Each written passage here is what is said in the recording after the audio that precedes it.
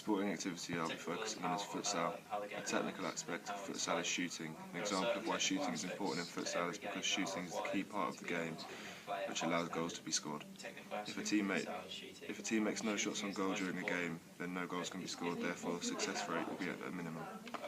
A tactical aspect of futsal is positive positioning. An example of why positive positioning is important in futsal is because it allows you to find and take advantage of goal-scoring opportunities. To have good position when attacking means you have the ability to pick holes in the opposition's defence. It is being able to put yourself in the correct position on the pitch so that you can be picked out and found by your teammates. The physical aspect of futsal is strength. An example of why this is important is because good strength gives the player the upper hand. This is because he has the advantage of being able to overpower and muscle the opposition off the ball. This also makes it more of a challenge for the opposition to regain possession when it's lost. The physiological aspect of futsal is composure. An example of why composure is important in futsal is because a player who has the ability to stay composed will be more balanced and clinical in the final third. Composure is key when taking a penalty as the player needs to maintain a level head in order to stay calm and strike the ball with the required level of accuracy.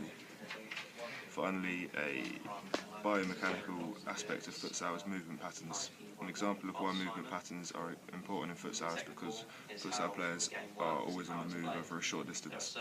It is a very high intensity sport which requires constant change of direction and bursting runs in order to make use of the space available on the small size pitches. Performance profiling is that it can identify areas of improvement for an athlete. It allows coaches to observe and review the performance of an athlete and then create the appropriate training program to ensure development of the areas that have been identified as weaknesses.